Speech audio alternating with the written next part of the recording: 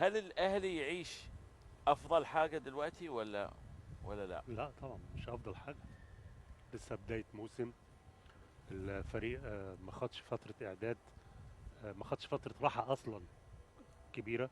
يعني 21 يوم فتره اعداد لم تكتمل.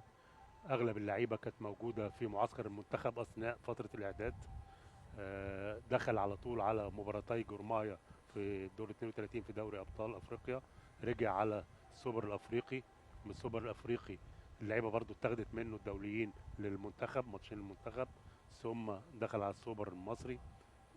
يعني الفريق ما اتجمعش في فتره اعداد متكامله بشكل فتره طويله زي ما قال حتى النهارده كولر.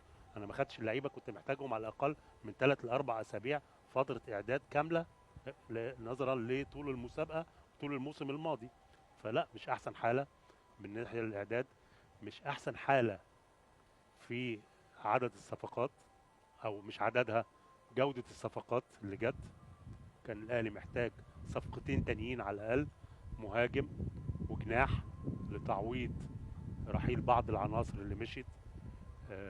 كان محتاج برضو لعيب في وسط الملعب. يمكن هو دعم خط الدفاع بشكل قوي بوجود اشرف داري ويوسف ايمن ويحيى عطية الله. لكن وسط الملعب والجناح ومركز المهاجم مع اسامه ابو علي وكهربا كان لازم يتم تدعيمهم بشكل قوي جدا. خاصة ان انت قبل بداية الموسم ده داخل على 3 بطولات. كنت سوبر افريقي، سوبر مصري، الانتركونتيننتال. وهتروح في ديسمبر، لو ربنا وفقك وكسبت ماتش بكره وتأهلت للنهائيات، هتروح في ديسمبر نهائيات في قطر، البطولة. وهتلاعب الفائز من بطل امريكا الشمالية وبطل امريكا الجنوبية، فمباراة قوية برضو. ولو تأهلت هتلاعب ريال مدريد. فانت عندك كم بطولات والقاب قبل القيد في يناير، محتاجة سكواد عالي، سكواد قوي. فكان لازم يبقى فيه سيستم او يعني تخطيط من اداره النادي والجهاز الفني ولجنه التخطيط، ان هو يبقى فيه دعم كبير لسكواد الفريق في الفتره دي بالتحديد. لان الاهلي معروف ان هو كان كل الاجنده دي موجوده قبل انتهاء فتره القيد الصيفي. فبالتاكيد الاهلي لا، فنيا غير مكتمل فنيا. سكواد غير مكتمل، كان محتاج سكواد اقوى من كده، خاصة في الثلث الهجومي في الفترة دي تحديدا.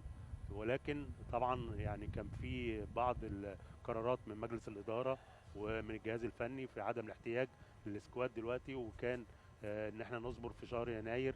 مش عايزين نتحط تحت ضغط في ان احنا يتم التعاقد زي ما حصل مع موديست الموسم الماضي، وتم التعاقد في اللحظات الأخيرة مع موديست، والصفقة طبعا لم يكتب لها النجاح. انت لا تكلمني عن الماضي، كلمني عن ما انا الحين. بقول لك اهو. كلمني ما عن هو مش الحين. عايزين يتحطوا تحت ضغط فاجلوا تعاقد مع مهاجم للموسم القادم ليناير، عشان ما يتحطش تحت ضغط ان هو يتعاقد مع اي صفقه وخلاص.